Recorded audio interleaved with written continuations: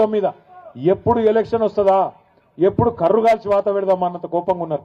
ఎందుకంటే ఇటువంటి మాటలు ఇట్లాంటి ముఖ్యమంత్రిని బహుశా ఎవరు చూసి ఉండరు.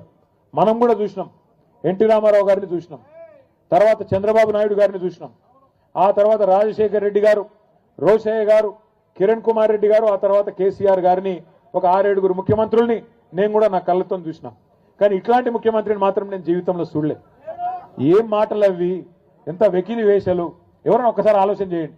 ఏమయ్యా ముఖ్యమంత్రి గారు, 4,000 రూపాయల పెన్షన్ ఏమైందంటే ఏమంటాడు, నీ గుడ్లు వీకి గోటీలాడతా. మరి మా ఆడబిడ్డలు ఏమైనా 2,500 అంటే నీ పేగులు తీసి మెడలు వేసుకుంటా. ఏమైందా ముఖ్యమంత్రి, అమలు చేస్తలో 6 గ్యారంటీలు అంటే నన్ను ఢిల్లీకి పోతే చెప్పులు ఎత్తుకపోతానేమని దొంగ లెక్క చూస్తున్నారు. ఇక ఈయన మన ముఖ్యమంత్రి మన కర్మానికి. లంకె బిందెలు ఉంటాయనుకొని సెక్రటేరియట్కి వచ్చిందంట, లంకె బిందెలు ఉంటాయనుకొని సెక్రటేరియట్కి వచ్చిందంట. వెనకటికి ఎవడో ముఖం బాగా లేకపోతే అద్దమ్మలో కొట్టిందంట. గట్లున్నది ఈయన కథ.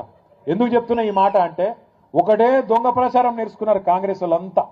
కిందికేంచి మీ దాకా ఊళ్ళల్లో మొదలు పెడితే కాంగ్రెస్ వాడు ముఖ్యమంత్రి దాకా ఒకటే ప్రచారం.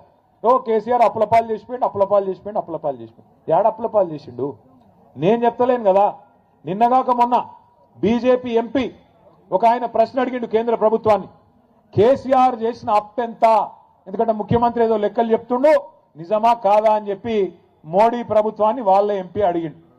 అడిగితే మోడీ ప్రభుత్వం ఏం చేసింది, RBI reserve bank of India, మొత్తం భారతదేశంలో ఉన్న బ్యాంకులన్నిటికీ వాళ్ళే పెద్దోళ్ళు, వాళ్ళని అడిగింది. కాగని ఇంకోటి ఉంటుంది, కంట్రోలర్ అండ్ ఆడిటర్ జనరల్, మొత్తం లెక్క పత్రం తీసేది వాళ్ళు. ఏ రాష్ట్రం ఎంత ఖర్చు పెడుతున్నది, ఎంత అప్పు చేస్తున్నది లెక్కలు తీస్తారు వాళ్ళు. వాళ్ళిద్దరిని అడిగింది. అడిగి పార్లమెంట్లో చెప్పింది. నేను చెప్తున్న కథ కాదు, బీఆర్ఎస్ కథ కాదు. ఏం చెప్పిర్రంటే, కేసీఆర్ అధికారంలోకి వచ్చిన మొదటి రోజు జూన్ 2, 2014 నాడు తెలంగాణ రాష్ట్రం నెత్తి మీద ఉన్న అప్పు 80,000 కోట్లు, సారీ 72,000 కోట్లు, 72,000 కోట్లు. కేసీఆర్ దిగిపోయిన నాడు ముఖ్యమంత్రిగా డిసెంబర్ 3, 2023 నాడు మొత్తం అప్పు తెలంగాణ రాష్ట్రం మీద 3,50,000 కోట్లు. మరి 3,50,000 కోట్లు మొత్తము, అందులో 72 మాకు వారసత్వంగా విరాసత్గా ఇచ్చింది. తీసేస్తే ఎంత, 2,80,000 కోట్లు. మరి 2,80,000 కోట్ల అప్పును రేవంత్ రెడ్డి 8 లక్షల కోట్లు అంటాడు, బట్టి విక్రమార్క 7 లక్షల కోట్లు అంటాడు, ఇంకొక ఆయన 6 లక్షలు అంటాడు. వాళ్ళ నోటికి ఎంత వస్తే అంత. ఇలా కేంద్ర ప్రభుత్వం చెప్పే కాగి లెక్కలు నిజమా, ఈ సన్నాసులు చెప్పే కాకి లెక్కలు నిజమా, ఊరూర చర్చ పెట్టాల్సిన బాధ్యత మన మీద ఉన్నది. అవును, కేసీఆర్ అప్పు చేసిండు, 2,80,000 కోట్ల అప్పు చేసిండు. ఏం చేసిండు మరి అప్పు చేసి? 73,000 కోట్ల రూపాయలు రైతుల ఖాతాల్లో రైతు బంధు రూపంలో టింగు టింగు మన నాట్లేసే టైంకు పడ్డాయా లేవా కేసీఆర్ ఉన్నప్పుడు? 2 సార్లు రుణమాఫీ, 30,000 కోట్లతో రుణమాఫీ చేసిండు, 2 సార్లు లక్ష రూపాయలు. అట్లాగే 93,000 కోట్ల రూపాయలు పెట్టి కాళేశ్వరం ప్రాజెక్టు కట్టిండు, 27,000 కోట్ల రూపాయలు పెట్టి పాలమూరు రంగారెడ్డి ఎత్తిపోతల పథకం బ్రహ్మాండంగా 90% పూర్తి చేసిండు. మీ జిల్లాలో దామెర చెర్లలో విద్యుత్ కేంద్రం, అతి పెద్ద విద్యుత్ కేంద్రం భారతదేశంలోనే, ఇవాళ 40,000 కోట్ల రూపాయలతోని ఇక్కడ కట్టిండు. మీ జిల్లాలో ఒక్క మెడికల్ కాలేజీ లేకుండే, ఉమ్మడి నల్లగొండ జిల్లాలో కేసీఆర్ గారు వచ్చేదాకా ఒక్క మెడికల్ కాలేజీ లేని ఉమ్మడి నల్లగొండలో బ్రహ్మాండంగా 1 కాదు 3, సూర్యాపేటలో, నల్లగొండలో, భువనగిరిలో 3 ప్రభుత్వ మెడికల్ కాలేజీలు, 3 ప్రభుత్వ నర్సింగ్ కాలేజీలు కేసీఆర్ గారు పెట్టిండు. అప్పు చేసిండు. అవును, 1,022 గురుకుల పాఠశాలలు పెట్టిండు.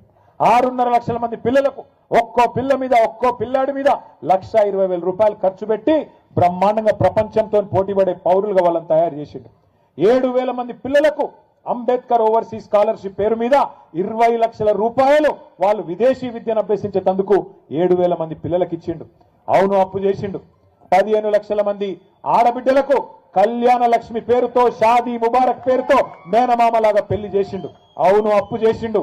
15 లక్షల తల్లులకు కేసీఆర్ కిట్ ఇచ్చిండు. నేను అడుగుతున్న రేవంత్ రెడ్డి, దమ్ముంటే చెప్పు, కేసీఆర్ గారు 2,80,000 కోట్ల అప్పు చేసి ప్రజలను ఒక తండ్రిలాగా కాపాడుకున్నాడు.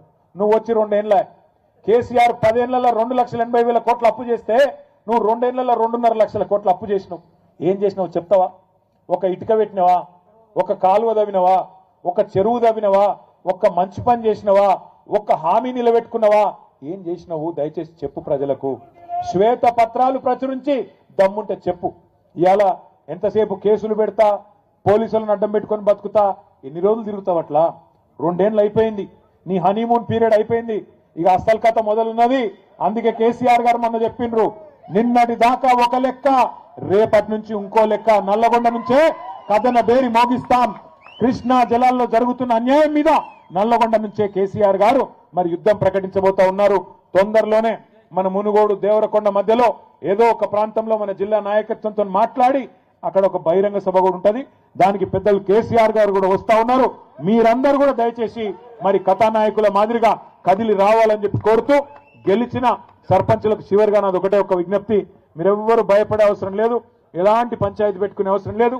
మీ హక్కుల గురించి, మీ బాధ్యతల గురించి తొందరలోనే అన్ని జిల్లాల్లో వర్క్ షాపులు కూడా పెడతాం.